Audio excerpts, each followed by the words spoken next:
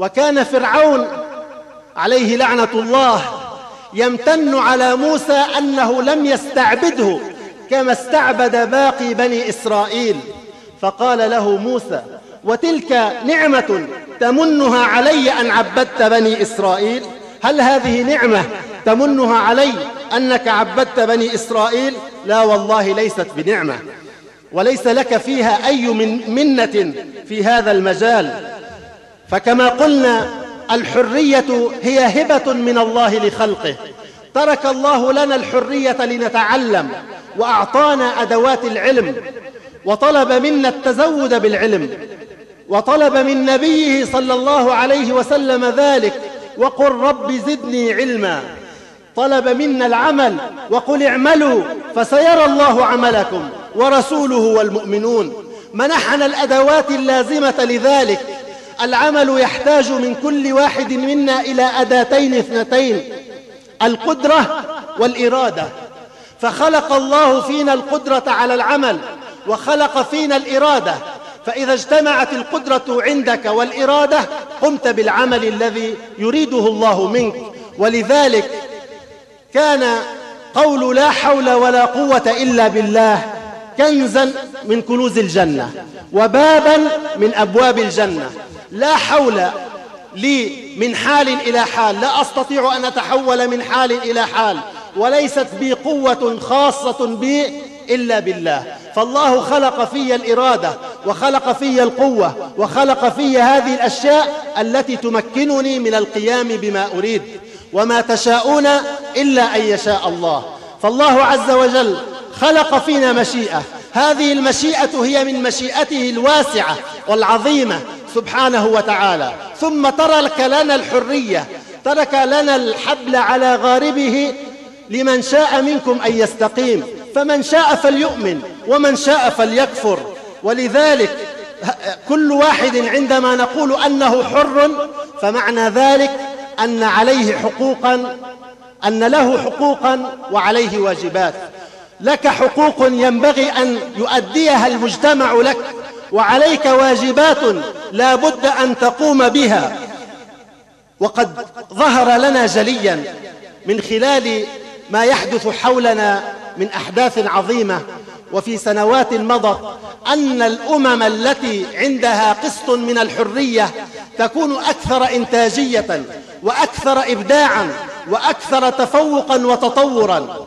أما الأمة التي تعاني من الكبت والقهر والحرمان فهي أقل إنتاجية في مجال الفكر وفي مجال العلم وفي مجال الصناعة وفي مجال الإبداع بل في كل مجالات الحياة.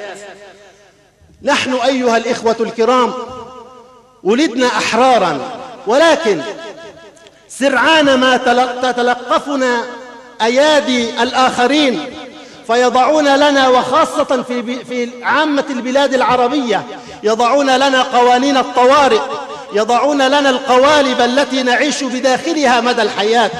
كم من أناس عاشوا في بعض الدول العربية وماتوا في ظل أحكام الطوارئ التي لا ترقب في مؤمن إلا ولا ذمة، التي لا تراعي حقوق المواطنين، لا تراعي حقوق الناس، لا تعطي الإنسان كرامته البشرية. وتقييد الحرية يؤدي إلى خلل في الفكر، ويؤدي إلى خنوع، ويؤدي إلى مشاكل كثيرة. لكن هذا التقييد إذا كان تقييدا صارما من البشر.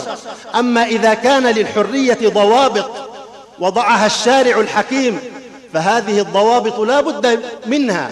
لا بد لكل واحد منا أن يكون عنده ضوابط في مجال الحرية.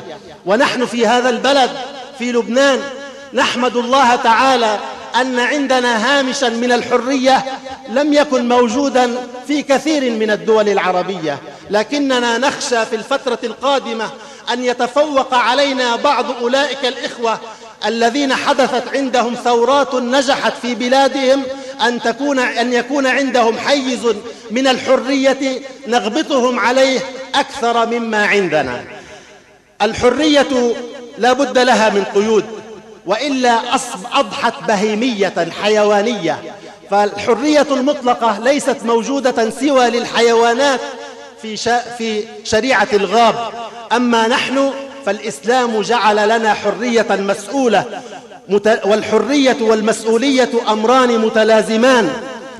وقديما قالوا تنتهي حريتك عندما تبدأ حرية الآخرين.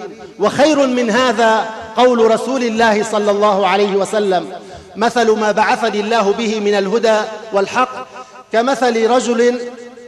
كمثل قوم استهموا في سفينة فأصاب بعضهم أعلاها وصاب بعضهم أسفلها، فكان الذين في أسفلها إذا أرادوا أن يستقوا الماء، أرادوا أن يشربوا ماء عذبا، صعدوا إلى إخوانهم في الأعلى فقالوا: لو أننا نحفر في نصيبنا، نخرق في نصيبنا خرقا في السفينة فيأتينا الماء الحلو ماء النهر الذي تسير السفينة فوقه، ولا نزعج إخواننا ولا نذهب إلى إخواننا. قال صلى الله عليه وسلم: فإن تركوهم وما أرادوا، لو تركنا من في أسفل السفينة يخرق السفينة ماذا يحدث؟ تدخل المياه إلى السفينة ويغرق الجميع، هلكوا وهلكوا جميعا. وإن أخذوا على أيديهم ومنعوهم من أن يفعلوا هذا الفعل نجوا ونجوا جميعا. ولذلك طالما نقول إننا في المجتمع، سواء كان على صعيد الدولة أو على صعيد الأمة أو على صعيد البلدة، نحن جميعا يا كرام في سفينة واحدة، ولا ينبغي لأحد منا أن يخرق هذه السفينة، لأنه إذا خرق السفينة لا يمكنه أن يقول أنا أخرق في حصتي، لأنه إذا خرق السفينة يغرق الجميع. لذلك ينبغي جميعا علينا أن نحرص على السفينة من خلال الأمر بالمعروف، من خلال النهي عن المنكر، من خلال وضع حدود وضوابط لكل هذه الأمور. ونحن الآن مقبلون على شهر الصيف، وفي فصل الصيف تزداد حريات الكثيرين منا. في الأعراس قطع للطرقات، بقاء للحفلات حتى ساعة متأخرة من الليل، صخب وضوضاء. في الصيف الكزدرة تزداد في السيارات ورفع الأصوات المسجلات فيها، وربما في ساعة متأخرة من الليل أيضا. هذه الأمور يا إخوة لئن كان الله قد أكرمنا بشيء من الحرية فالمطلوب منا أن نشكره عليها،